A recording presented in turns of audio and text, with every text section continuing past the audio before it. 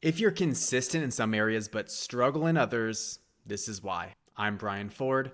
Welcome to Self Improvement Daily. One of the things I get complimented on the most is being consistent. I guess that's the reputation you earn when you put out a new episode every weekday for almost 8 years. And I've been able to back it up with my workouts, in choices I make around friends, and in most areas of my life, I've been very consistent for many years. However, that doesn't mean I'm consistent in every area of my life. Just like anyone else, I've gone through my seasons of making commitments that didn't last, seeking to raise a standard I couldn't sustain, and have had my fair share of fast starts that wear off. Now, how can that possibly make sense? How can someone who is extremely self-disciplined struggle to do the thing they've set their mind to? It all comes down to identity and resistance. In some cases, it's easier to be consistent. When you identify as a self-disciplined person, it's actually more painful to act contrary to your identity than it is to just follow through and take the action.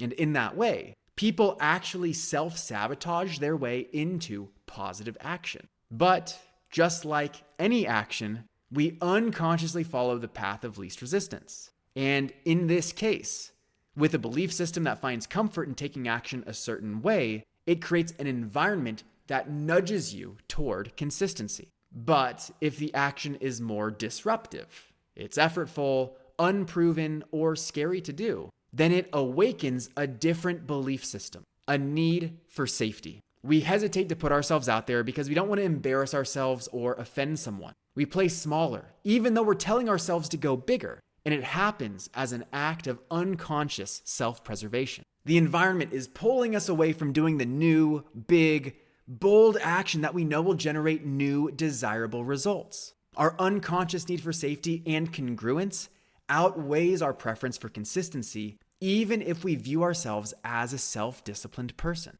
And in my experience, that is the most frustrating part. On one hand, you have all the evidence in the world to suggest that you can be consistent, but then when it comes to applying it towards something that really moves the needle in your life, it seems to vanish. And that's because discipline and consistency aren't character traits. They're the byproduct of environment, just like anything else. So to bridge that gap in the areas that matter most to you, you need to structure your environment so that it supports your being consistent. How you do that tactically is a much bigger question that involves overcoming resistance, creating systems, generating clarity, improving your social context, improving your physiology, reshaping your beliefs, and so much more. These are all things I've implemented to help me get consistent with the big, bold, trajectory accelerating things I used to struggle to do. And I'm about to begin writing a book that goes into way more detail on all of it. So stay tuned.